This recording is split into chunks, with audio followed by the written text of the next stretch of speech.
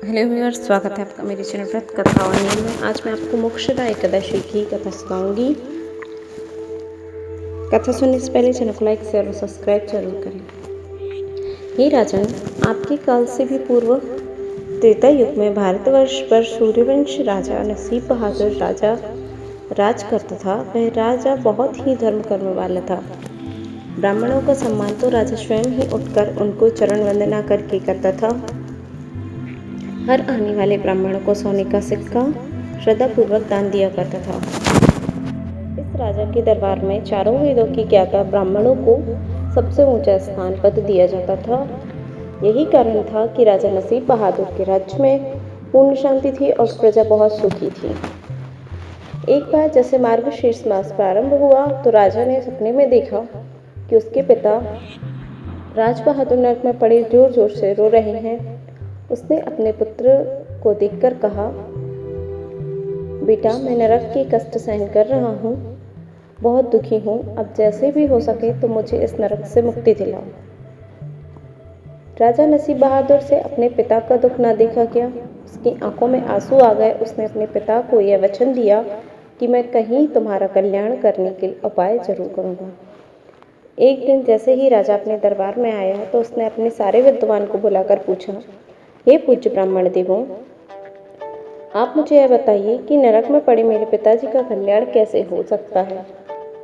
उन्हें कैसे इस नरक से निकाला जा सकता है। इस कार्य के लिए हमसे जो भी बन पड़ेगा हम करेंगे, जितना भी दान पुण्य हो सकेगा हम करेंगे, आप उसकी चिंता न करिए। यदि मैं उनका कल्याण ना कर सका तो मेरा जीना व्यर्थ है।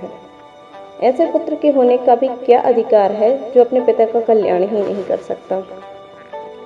राजा की दुख भरी बातें सुनकर सब ब्राह्मणों के मन में काफी बोझ पड़ गया। इनमें से जो ब्राह्मण काफी विद्वान थे उन्होंने आपस में विचार विमर्श करके यह निर्णय लिया कि राजा को अपने निर्णय की सूचना देते हुए कहने लगे कि हे राजन, आपके हृदय के दुख को हम अच्छी तरह से समझते हैं। इस दुख का उपचार केवल महर्षि श्रद्धानंद जी के आश्रम में जाकर ही होगा। उनका आश्रम सामने ऊंचे पहाड़ों की चोटी पर है। आप महर्षि के पास जाकर अपना सारा दुख बताएंगे तो वे अवश्य ही इसका उपाय बता देंगे। ब्राह्मणों की आज्ञा का पालन करते हुए राजा नसीब देव दूसरे दिन सुबह ही महर्षि के आश्रम पहुंचे और महर्षि श्रद्धानंद जी को अपने आश्रम में बैठे प्रभु की शक्ति में निमग्न हुए थे। राजा ने जाकर सबसे पहले मुनि को प्रणाम किया, उनके चरण स्पर्श करके बैठ गया। कहो राजन, आप कैसे हमारी कुटिया का रास्ता भूल गए। महर्षि, वैसे तो आपकी कृपा से हमारे राज्य में पूर्ण शांति है, सारी प्रजा आनंद भोग रही है, परंतु हमें सबसे अधिक कष्ट अपने पिताजी की ओर से हो रहा है। उनकी तो मृत्यु हो चुकी है, जी हाँ, परंतु वे नरक लोक में जो कष्ट भोग रहे हैं उन्हें हम केवल कल स्वप्न में देखा है। मैं अपनी शरण में आपकी शरण में इसलिए आया हूँ कि आप उन्हें नरक से मुक्ति दिलाने का कोई उपाय बताएं। बस यही आशा लेकर यहाँ तक पहुँचा हूँ। मेरे मन बहुत शांत है। मुनिवर ने सारी बात को बड़े ध्यान से सुना, फिर कुछ देर सोचा और उनकी आंखों में देखकर बोले। फिर मुनि जी ने अपनी आंखें खोलते हुए राजा की ओर देखकर बड़े ध्यान से देखा और बोले, मैंने अपनी योग शक्ति से आपके पिताजी के नरक का सारा कारण जान लिया। उनका क्या दोष था।